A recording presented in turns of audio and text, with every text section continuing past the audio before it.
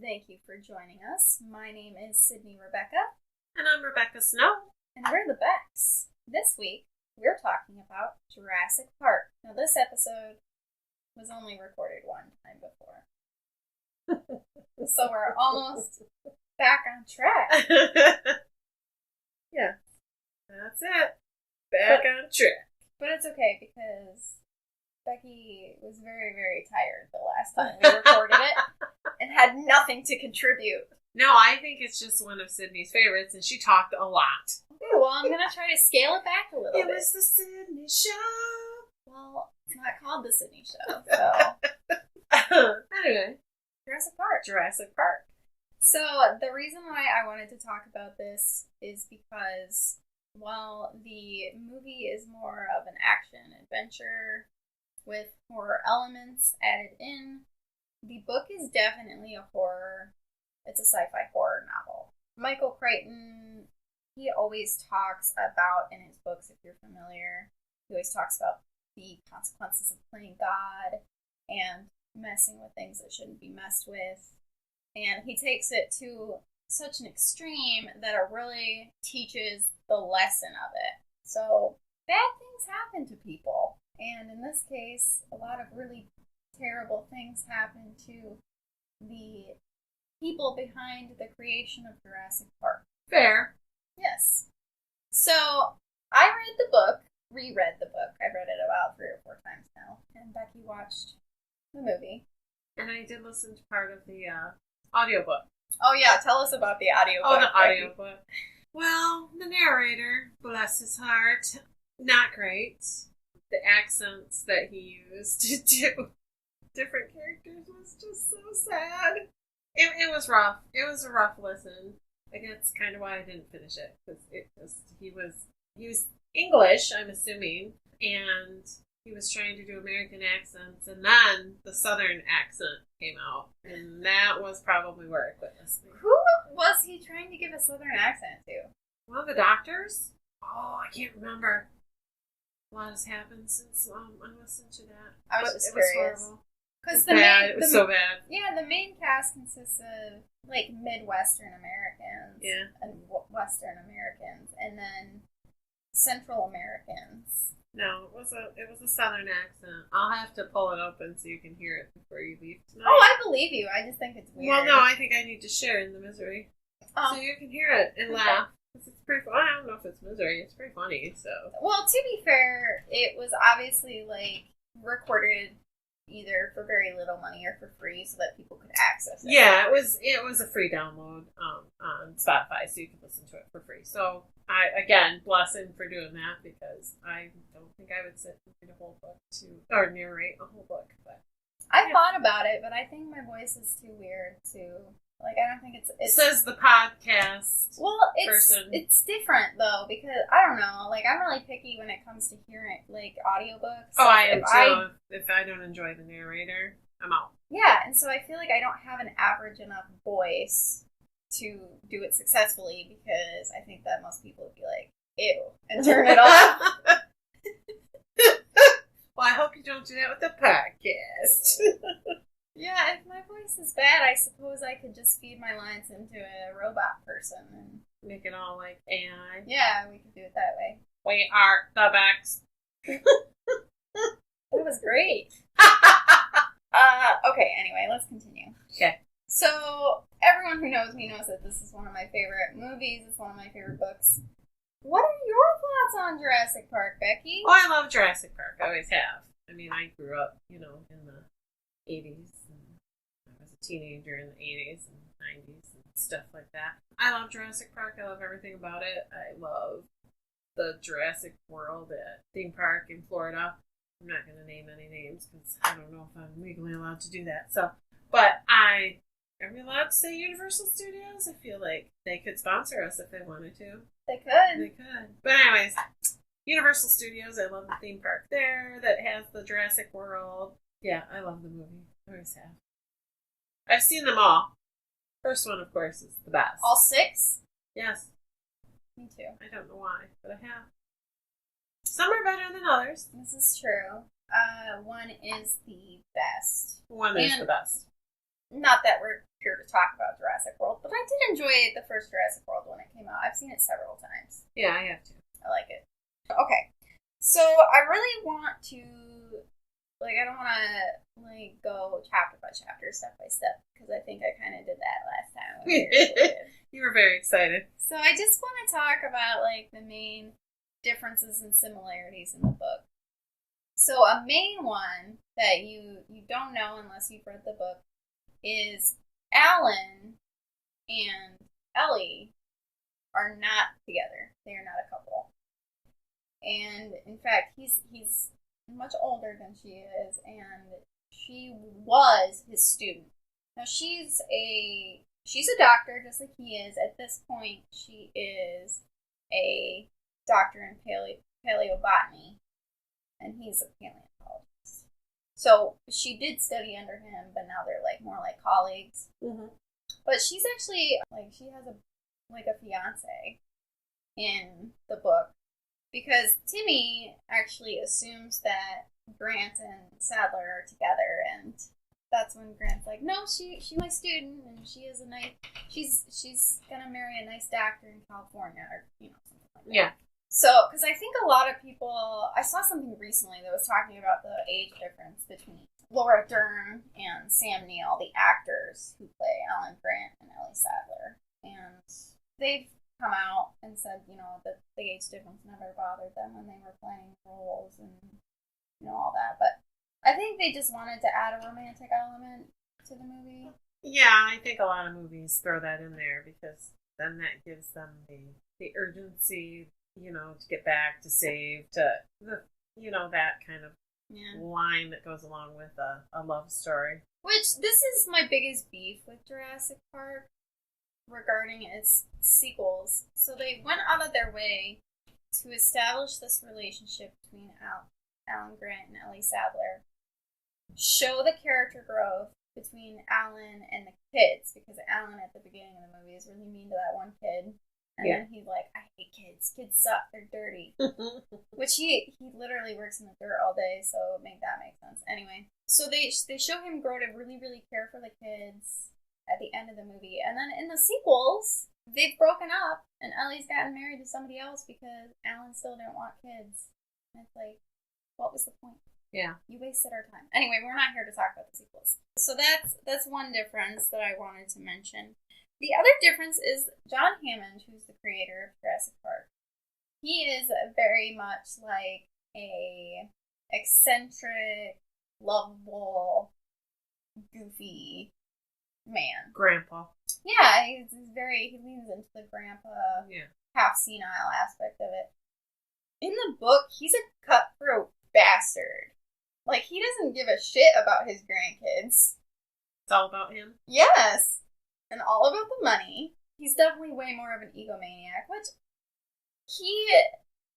in the movie, he admits that he's wrong towards the end of it. He's like, I shouldn't have messed with this, but, it was, I just had a dream about, my grandkids and other children and the wonder of childhood and, all this stuff. Like, it's a very moving speech that he talks to with Ellie about.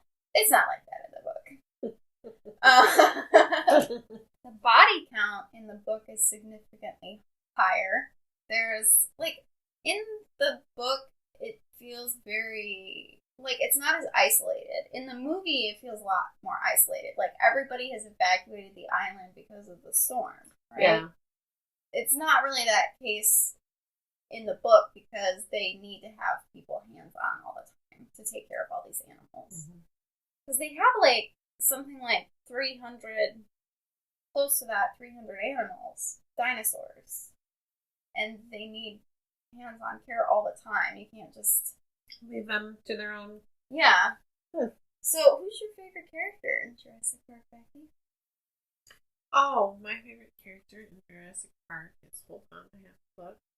As you know, I don't know names, and I don't have notes because I saw it. It would be, of course, Jeff Goldblum's character. Ian Malcolm. And obviously, in the movie because I don't know about the book. I'm sure they probably are not the same characters. They're really similar, actually. Are they really? Yeah. Okay. Mm-hmm. Yeah, he's my favorite. I love the whole quirkiness about him and just the kind of little... And I don't know if in the book he does like the smart little comments that he has throughout the movie. Like, oh, yeah, here we go. He does, for sure. He does. I mean, it's not... There isn't a Jeff Goldblumism in the book. Yeah. He really adds a lot of character to the character, for lack of a better way of saying it. But that's one thing I want to mention is that despite the characterization that they decided on John Hammond, you know, he wasn't a dick in the movie. He was just kind of misguided. The casting is extremely good. Like, I have no notes. Like, everyone's perfect. No, I do really enjoy the movie and all the actors. They did a great job. So there's another scene. So I think it's the opening of the Lost World. So the sequel of Jurassic Park, where the little girl gets attacked by the little compy lizards. Mm-hmm. So that's actually one of the opening scenes in the book. Yes, I did listen to that part. And, like, we know in the movie, like, they mention that, okay, so they got off the island. So that's a concern.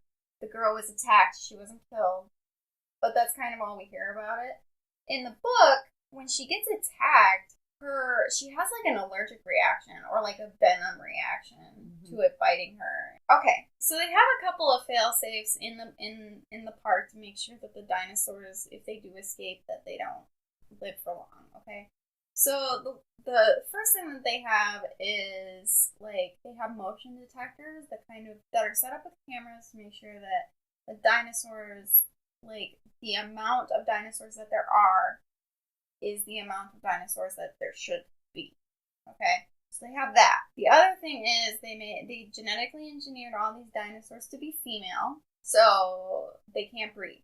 So that's another way to try to keep populations down or whatever. Mm-hmm. Like they're in firm to control. Keep it in control, yeah. Okay. The other thing is that the food that they give them, they also genetically engineered them to be dependent on a certain protein that they only get through the food that they are fed at Jurassic Park.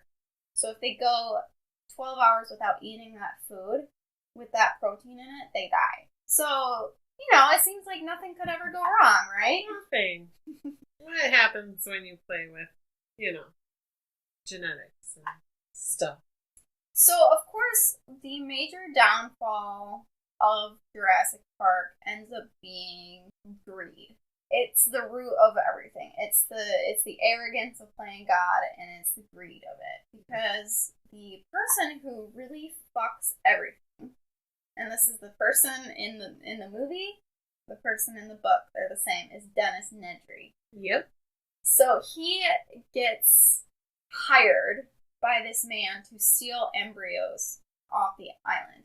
And to get away with doing this, he has to shut down certain securities in the computers, turn off the power in certain sectors so that he can not only get the embryos undetected, but leave undetected and get back undetected. So kind of like in the movie. Yeah, exactly. Yeah. Mm-hmm. Well, everything goes wrong when he tries to leave. Obviously, the storm is worse than they expect. He loses his way. He crashes. And when he gets out to try to orient himself, he gets attacked by the Dilophosaurus. Dilophosaurs are my favorite dinosaur. They're so cool. I love them. They're pretty cool. So they're the ones with the frills that spit poison. They're pretty terrifying. They are pretty terrifying. So in the movie, they're pretty big. Like, they're like 4 feet tall-ish. So, like, short adults, like a child. In the book, they're 10 feet tall. That's terrifying. Yeah. Yeah, I don't like that. I mean, they're almost cute at 4 foot, 5 foot tall when you see him, like, because they're so inquisitive when in the movie when they're going after him and he's like, oh, go away, and yelling at him. But 10 feet tall, there's nothing cute about that. Mm-mm. Especially now when it spits in your face and blinds you. Yes, no. And he is alive when they eat him. Yeah. It's very graphic. Like, the book goes into the intestines and all that stuff.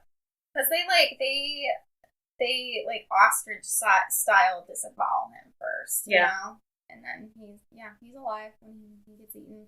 So, yeah, he's not back to set the system the way it should be. And so and he's the main IT guy. So while, the head people of the park, they kind of know generally what they're supposed to do, they don't know, like, his passwords or anything like that. So they're kind of screwed when everything goes awry. It just all goes wrong. And all of the pens have electric fences, too. So, at this point, we get all of the people going through the tour. One thing that's similar in the movie and the book is Ian Malcolm just vehemently saying that this is all gonna go tits up. Like, this is gonna fail. Everything's terrible. And he's kind of, like, happy. Like, not that he's happy about it, but he's very, like, blasé. Like, he's not that concerned. At least he doesn't act that concerned that everything's gonna go wrong. Yeah. And this pisses John Hammond off so much. Like, in the book, these two fight all the time, and John Hammond has several inner monologues where he's like, that prick. Like, I hate him. Like, I wish you would just choke and die. Oh, boy. Yeah, like, he's not nice in this book at all. So when they're on the tour, the electricity goes out, and the Jeeps are on, like, a track, kind of like a train track that they're in. So the power cuts, and they can't go anywhere. They can't, like, drive, because there's no gas. There's no gas vehicles on the island except for two gas vehicles, and they're just for the vets to use.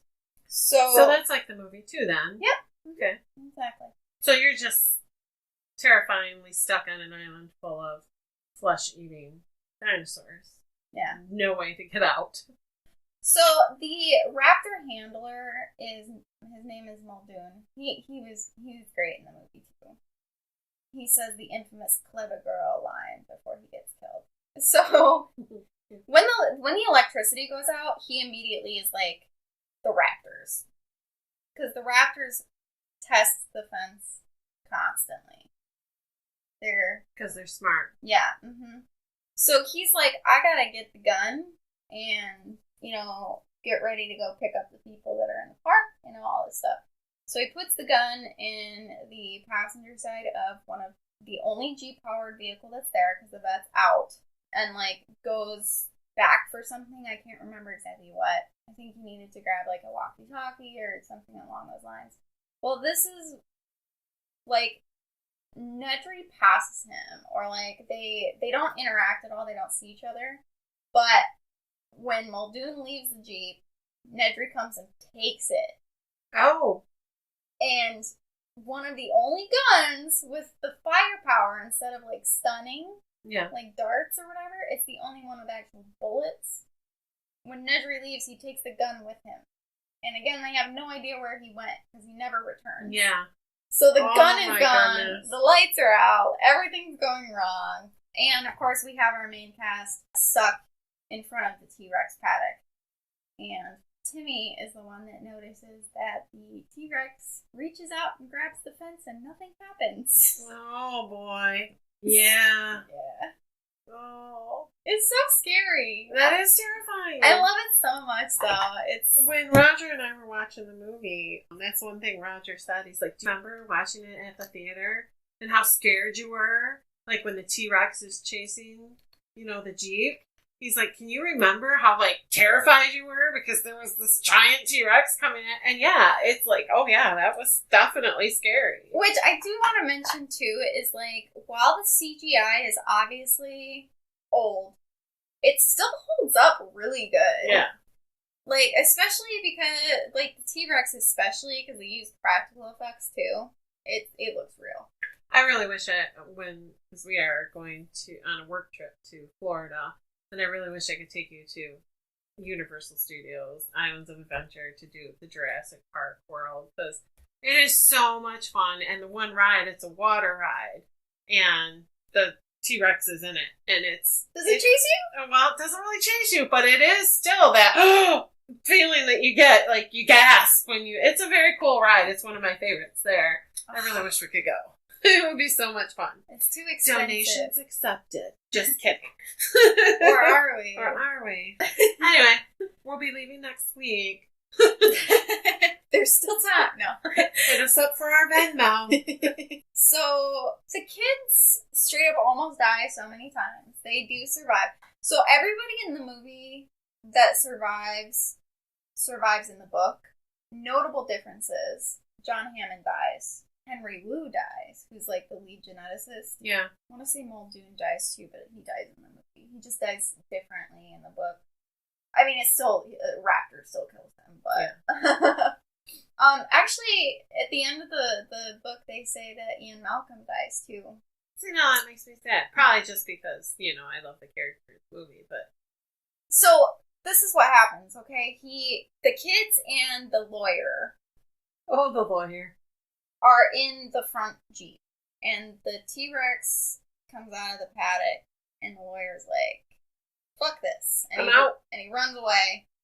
And, in the movie, he dies on the toilet. Yeah. That's not how he dies. He gets eaten by compies, actually. And he gets cornered by compies and then gets killed by the smaller T-Rex. Which there's like a juvenile T-Rex in the book. So he still gets killed by the T-Rex, just a baby T-Rex. Yeah. And that was a difference you pointed out, too, the first time we recorded this. You thought I wasn't listening, but that in the book, the kids were flip-flop, right? Yeah, yep. So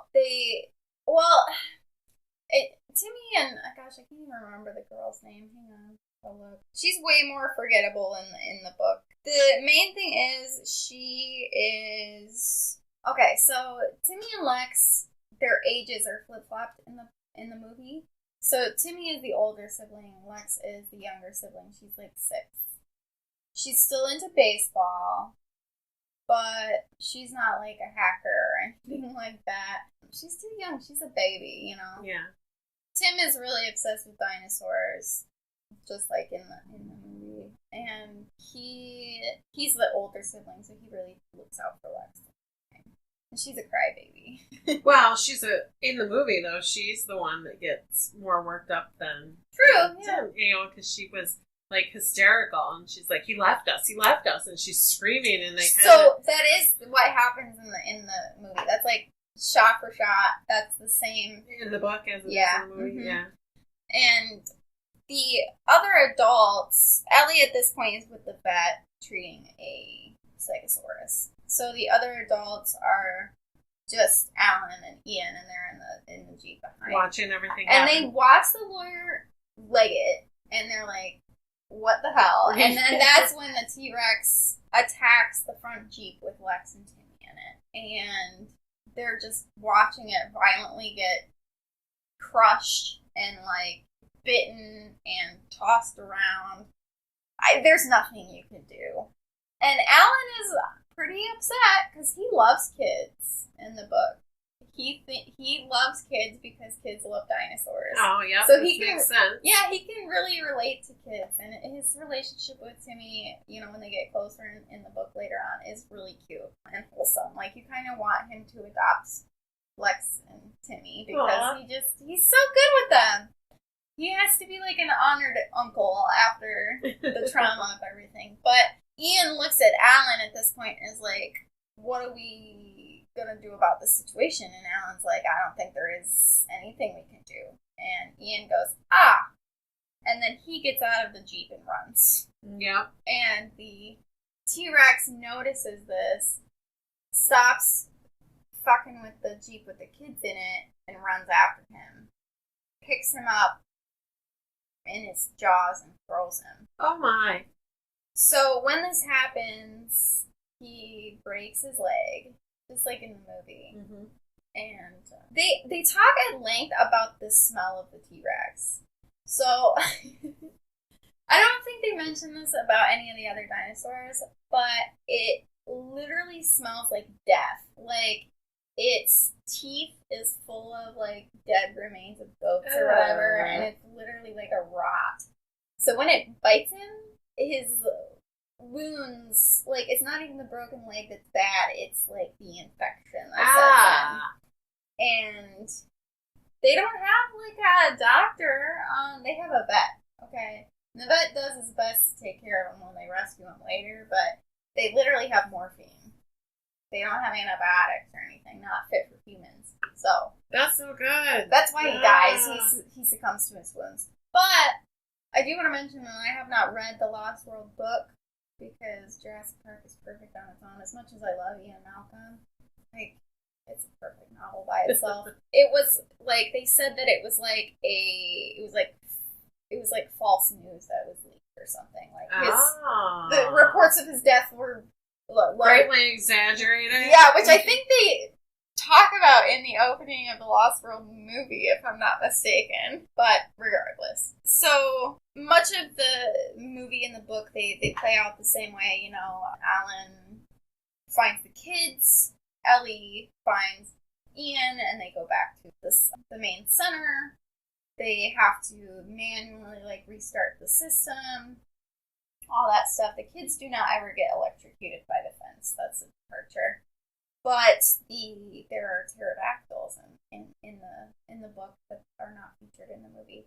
Which pterodactyls in general are not featured in any of the Jurassic Park movies until the third one, which is, I'm sure, where Steven Spielberg got the inspiration from, is directly from the Jurassic Park novel. So obviously all the cars, they don't work anyway, but also they're destroyed. So when Alan gets the kids, they have to find a way to get to the event center quickly because they notice one of the there's like a ship leaving, and there's raptors on the ship. Well, that's no good. Like baby ones, not like adult ones. But they're still gonna grow up. No, exactly. But wait. So don't they have the protein that they have to eat to survive? I'll get to that. Mm-hmm. So again, they can live like up to 12 hours or whatever, and it takes 8 hours to get from Isla Nublar to the mainland. So they're gonna be alive for like 4 hours at least once they get to the mainland. Okay. So not only do they have to just get out of the park because of the loose fucking dinosaurs, but also they need to get to like a phone or a radio or whatever so they can tell the ship to turn around because it has raptors on it. Right. So they decide to take the river and they find a raft, and for some reason, and this is never explained, the T-Rex is like, it just takes their existence personally. like I said, it tries to kill the shit out of the kids in the Jeep, and then it chases them all the way down the river. Wow. Like, it was a determined T-Rex. And the river's not that deep, and the T-Rex is very large. So, and they mention, and this like gave me chills when I read it, at one point the T-Rex gets in the water, and you see the top of its head like a giant crocodile head. Oh, hell no. Mm-mm. Yeah. So the T-Rex actually gets... So one thing that they mention in the books about the Dilophosaurs is that they actually can't have them intermingling in with any of the other dinosaurs because they're extremely territorial. Which is part of the reason why they attacked Nidri, like, immediately, because he was in their territory. So the river cuts through Dilophosaurus territory, and with the T-Rex chasing them, the T-Rex meets up with the Dilophosaurus, and they are actually able to get away because the Dilophosaurus is all gang up on the T-Rex. T-Rex ends up being fine, but it still gets distracted enough by them that, you know, they are able to sneak by. And the waterfall scene from the third one. Oh, yeah. That also happens in the first Jurassic Park novel. Oh, okay. But it's with Tim, Lex, and Alan. So, obviously, the waterfall is at the end of the river, and the T-Rex is waiting for them at the bottom of the waterfall, waiting for them to fall over the edge of the waterfall. It's so messed up. Like, this T-Rex has a freaking vendetta, and it's never explained. Like, he could totally get into... And he does attack other... Like, the stampede that happens in the movie happens in the book, too, so he does attack other dinosaurs. I keep saying he. She keeps attacking other dinosaurs. You know, so it's like, I don't know, there's just something about humans. Maybe she holds a grudge that she was held in captivity. I don't know. The Michael Crichton in the book goes out of their way to talk about how these are not dinosaurs, though. Okay? Like, we keep referring to them as dinosaurs. They're not. Because they had to fuck with the genetics so much, because, like, they got it's all about the amber and the mosquitoes, right? Yeah, getting the DNA out of the mosquitoes. But it has still degraded with time, and there's pieces missing. So they literally input different pieces of DNA into the strands to make a complete strand to clone and put in an egg and grow. There's not enough left of the dinosaur DNA for it to really be a dinosaur. And so these aren't genetically altered dinosaurs, they're genetically altered monsters. Yeah. And like I said, the book and Michael Crichton go out of their way to really make that sink in, because there's lots of instances where there's like, they talk about unsettling intelligence in these creatures' eyes and like mannerisms that they shouldn't have and like all this stuff. Just like the raptors touching the fence, they paid enough attention to know when the fence was on, when the fence wasn't. Yeah. And how they took their time to test it. And yeah, no, that scares me. So what's interesting too is Henry Wu and John Hammond actually have kind of an argument about what the dinosaurs look like, because Henry Wu is like, hey, we've messed with this DNA so much, and you know, we've since learned too that dinosaurs are related to birds, right? So a lot of the dinosaurs come out of the eggs with like feathers and things like that. Yeah. And Henry Wu is like, well, if you want to commercialize this, shouldn't the dinosaurs look more like what we think dinosaurs should look like? And John Hammond is like, no, they're perfect the way they are. Oh, boy. I told you Henry Wu dies, right? Yeah. Henry Wu in the movies becomes like the overarching villain. You notice how he's basically in every movie? Yeah. Like, I just think that's funny. Anyway, so everyone eventually makes it back to the main event center. So everyone, I think, what's the first scene that pops into your head when you think of Jurassic Park? Like, what is the scene of that movie that you think for of? me, it's the Jeep being attacked with kids in it, and the T-Rex. And, like, the top of the Jeep was clear, so they could see out, and the kids are, like, holding it up with their feet in their hands, and this T-Rex. So, for me, that's the iconic scene of it. It's them being chased, and yeah. That's a better answer than what I have. So, for me, I always think of Lex with the Jell-O. Where she's like, jiggling or whatever. Yep. So, like, this happens in the book. Alan drops them off at the cafeteria because they're hungry. And he's like, I need to find a radio. You know, I'll be back. He thinks they're safe. They don't know about the raptors escaping. Yeah. Well, they're not safe. Spoiler. The raptors are escaped. And they're systematically hunting every person on the island. Mm-hmm. Timmy's like, what do you want to eat? And Lex is like, I want ice cream. And he's like, well, you should probably eat something like a sandwich. And she's like, no, I want ice cream. So they go, well, he tells her to wait, but she doesn't. She's scared to be alone. Yeah. And she's upset because Alan left them, just like the lawyer. Mm-hmm. Even though that isn't the case, Alan does care about them. He's coming back. It's just that fear. Mm-hmm. So they go into the kitchen, which is 100% done better in the movie. It's just not as tense in the book. It's over much more quickly. Oh, they don't build that suspense. Yeah. He basically tricks the raptor into entering the freezer, and then they lock the raptor in. It's very smart. It's still like the kids definitely outsmart the raptor still. I just feel like the kitchen scene in the movie is so good. It is very good. They do eventually get caught up with, everyone gets caught up with everyone else. They get the power back on. They have to repair some of the fences. And this is what I talk about, like, it's definitely feels more empty on the island. Mm-hmm. They have lots of maintenance workers who help them corral up the animals, get them back into where they should be, etc. One thing that happens very early on in the book is when they're out in the park, Alan finds eggshells, and he, like, whoever's with them, I believe it was John Hammond at the time, and he's like, oh, they're just, like, they're bird eggshells that, you know, they fell or whatever.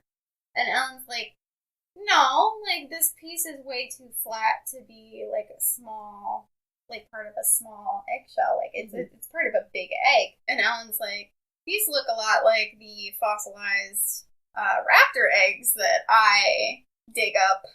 Oh, boy. Every season. Surprise! Yeah.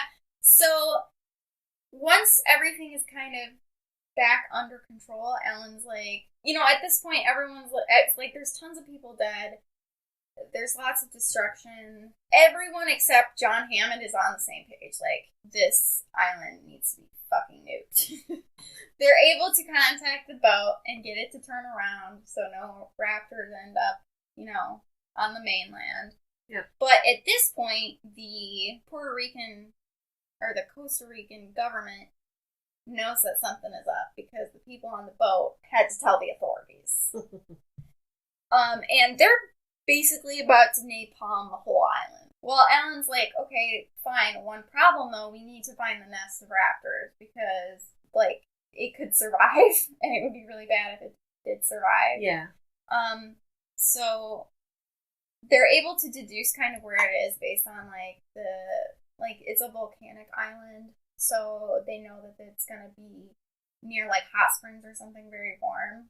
And they do find them. And when they get into the nest, all of the raptors act sort of strangely. Like, they're moving from one side of the nest to the other, like, rhythmically. And they realize that there's, like, a method to the madness because the babies hear something and alert the adults, and they all go down the tunnel. And the tunnel, like, Alan chases after them without any, like, thought to his own safety. He runs after them, and they end up on the beach. And, like, they all line up in a row on the shoreline and watch a boat go by. So they heard the boat and stare at the boat the whole time it moves across the horizon. So this is when Alan realizes that they migrate. They're wanting to migrate, which I just thought was really interesting. They don't talk about that in the movie at all. Yeah, no. At least not until they might mention it in the third one at that point. But so the Costa Rican government comes, they evacuate everyone off, including John Hammond's dead body. So John Hammond, like, when kind of like everything is given the all clear and they're told that they're gonna be evacuated off, he goes, like, for a walk because he's pissed off. And in his little monologue, he's like at first he's just angry and he doesn't understand and all this, and then he starts to systematically blame every single other person besides himself for everything that goes wrong. Imagine that. So one thing I want to point out is the whole reason why Dennis Nedry betrayed John Hammond is because he was extremely overworked and underpaid. Now, Dennis Nedry was a terrible person. I'm not going to defend him, but John Hammond did not respect this person at all, and he made it very clear that he thought Dennis Nedry was less than the dirt on his shoe, and Dennis Nedry held a lot of power, and... Well, yeah, when he's the one doing all the coding, and... Yeah. No, I'm appreciating that guy. Yeah, exactly. So... But again, John Hammond thought that everything, like, all these things that they had in place, it was supposed to never go wrong, right? It was the unsinkable ship. Like, why would you prepare for sinking if it's unsinkable? Yeah. So, yeah, he systematically blames every other person besides himself, and he actually ends up... So, earlier in the book, they talk about how they have an intercom system that they can use. They have, like, hundreds of different dinosaur calls that they can use to get the animals to react in certain ways.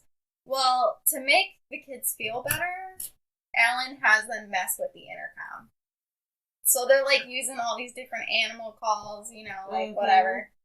Well, they activate the T-Rex roar, And it scares the shit out of John Hammond. Oh, boy. And he ends up, like, tumbling comedically down a hill. And the compies find him. Oh, jeez. So he... Yum, yum. Yeah, he gets mostly eaten.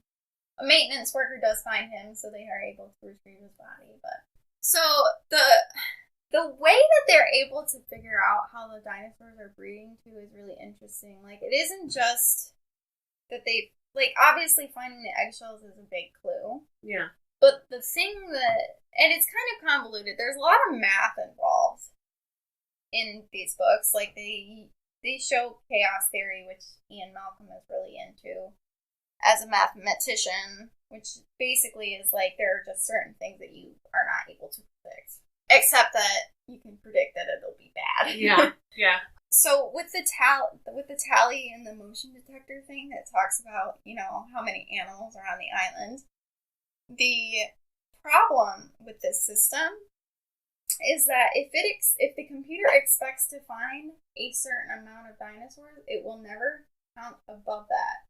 So when Ian Malcolm goes in and changes the amount of expected animals, all of a sudden it explodes. So, you know, they expected to find 20 copies, for example. He puts in 64 instead of the 20, it finds 64.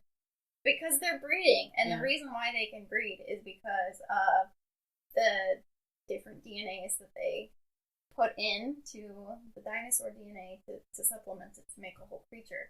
They use a frog DNA to do this, and they use the frog DNA because they wanted to. I think it had something to do with the patterning of the skin that they wanted the dinosaurs to use, so it was an aesthetic choice. Okay. But because that certain species of frog is able to change sexes, when there's not enough gender variety, you know, there's a disparity. There's more of one gender than the other, and there needs to, you know, life finds a way. You know what I'm saying? For sure. Yeah. No. Yeah. No thanks. No dinosaurs. I'm good. So they all end up being held by the Costa Rican government because the Costa Rican government feels like they've been lied to, okay? They thought that it was like a game reserve, essentially, or something similar to that. They had no idea that it was going to be man-eating monsters. So they're all kind of held. They're like, John Hammond's dead, so they don't know who to hold responsible for this. You know, it's kind of a sticky situation. Well, one of the scientists that is mentioned in the beginning of the book, back when the first inklings of things going wrong were happening, like the little girl being attacked by the compies, for example, on an island that they shouldn't be on. Yeah. So that same scientist meets up with, you know, Alan Grant and everybody else, and is like, hey, I got some interesting news for you. And Alan Grant's like, what's up? And he's like, there's reports of these weird lizards that are targeting farmland here in Costa Rica on the mainland. And Alan's like, farmland? Like, that doesn't make sense. And it was all bean farms, which was Protein. the protein. Oh, yeah. Crops that have the protein that dinosaurs need to survive. So, yeah, the end of the book doesn't end very hopefully as far as the dinosaurs actually successfully making it to the mainland are. That's not good. Yeah. Oh, boy. I don't want to find a dinosaur in my backyard. See, this is my toxic trait, okay? If Jurassic Park opened in real life, I would do everything in my power to go. Oh, I probably would go too. I mean, how cool would it be to see the dinosaurs just roaming? But I don't want to end up like that. Yeah. But I would find it super cool. I love me a good raptor, just not where it can get me. Dinosaurs in general are rad as hell. They are. But not genetically engineered dinosaurs. No. No, I don't want to be eaten by a genetically engineered or not dinosaur. I don't think we should bring them back. There's a reason that things are the way they are. And, yeah, no thanks. But yeah, I would go. It would be cool to see them. It would be cool to see if you could really get the DNA and actually clone one to see what they really look like, not what we think they look like. Yeah. That would be pretty cool. Well, and it's just so interesting to see how much, like, with each year that goes by, the more things that we dig up and learn about dinosaurs and other prehistoric creatures, how our perceptions of them change based on the knowledge that we acquire through the years. You know? Because, like, how much has, like, T-Rex changed? Yeah. Even just in the past 20 years or so. Yeah. But I will say, you know, I don't really care about the discourse of, you know, I'm not a paleontologist. I don't care about the discourse of whether or not a T-Rex was a scavenger or, like, an apex predator, okay? The fact remains that the T-Rexes in the Jurassic Park movies, all of them, are fucking badass. Oh, yeah. Mm-hmm. And terrifying. The biggest mistake they ever made was having the Spinosaurus kill the T-Rexes in Jurassic Park 3. That was a bad idea. That was a bad idea. Everyone hated it. No one gives a shit about a Spinosaurus. Which, that dinosaur, I will admit, though, that dinosaur is pretty scary in Jurassic Park 3. Oh, yeah. I will say, one of my favorite tense scenes of all time in any movie ever is in the second movie when she, like, the RVs are, like, got pushed over the edge by the T-Rexes. Yeah. And she falls to the bottom and the glass is cracking. Uh-huh. Like, that still gives me chills to think about. It's so scary. Uh-huh. Like, a master of tension. Oh, yeah. So good. So, final thoughts, Becky? Oh, if you have never seen Jurassic Park, which if you haven't, where have you been? Do you live under a rock? You should watch it. And probably read the book if you are a reader, because yes, read the book. Sydney says it's amazing. And I had no idea that the book was more of a horror genre. I mean, it's terrifying, the things that happen. Yeah. So, yeah, no, I love Jurassic Park. Like I said, I love it. I want to depart this episode with this, okay? So I found, and this is just straight from the Wikipedia article, so y'all can look at it if you like. But this is talking about the themes of Jurassic Park, right? Jurassic Park critiques the dystopian potentialities of modern science. Ian Malcolm is the conscience that reminds John Hammond of the immoral and unnatural path that has been taken. The final condition of the park is epitomized by the word hell, which highlights the nature of Hammond's sacrilegious attempt. Michael Crichton's novel is another version of Mary Shelley's 1818 novel Frankenstein, where humanity creates something without truly knowing anything about it. Henry Wu is unable to name the things that he creates, which alludes to Victor Frankenstein not knowing what to call his flawed imitation of God's creation. The immorality of these actions lead to human destruction, echoing Frankenstein. So, similar to how his other novels represent science and technology as both hazardous and life-changing, Michael Crichton's novel highlights the hypocrisy and superiority complex of the scientific community that inspired John Hammond to recreate dinosaurs and treat them as commodities, which only lead to eventual catastrophe. The similar fears of atomic power from the Cold War are adapted by Michael Crichton into the anxieties evoked by genetic manipulation. Genetic manipulation is scary, no matter how you look at it. Yes, it may save lives, some things that the science is doing, but yeah, it can be very scary to think about what our future may hold. We just have to be cautious. Yeah. And one of the other lines that Ian Malcolm says is, discovery is the rape of the natural world, which I think is also a very excellent line. Yeah.